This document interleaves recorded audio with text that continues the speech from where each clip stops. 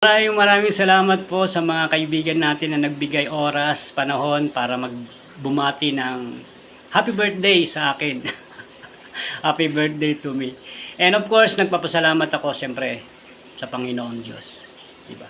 Siya yung nagbibigay ng buhay, siya nagduduktong ng buhay, siya ang lahat, kaya sa kanya ako nagpapasalamat. Of course, sa mga kaibigan natin, sa Team BFF, sa patuloy na support sa atin at suportahan kayo sa isa't isa.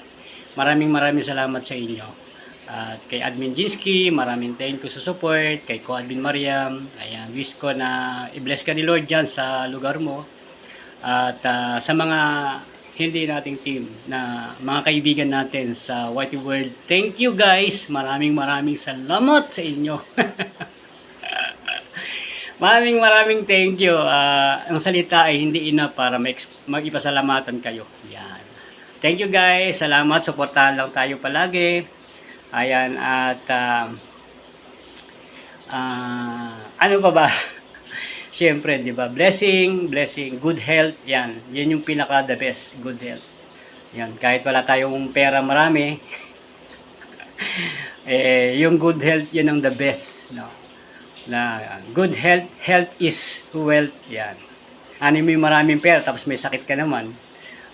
Di ba? Mas maganda yung may pera ka pero hindi naman marami. At least meron tayong kalusugan. Yun yung the best doon. Kaya yun ay galing sa Panginoon Diyos. Yung blessing yan ng God. Yung ating wealth. Yung ating health. Yan. Kasi yung health ay wealth.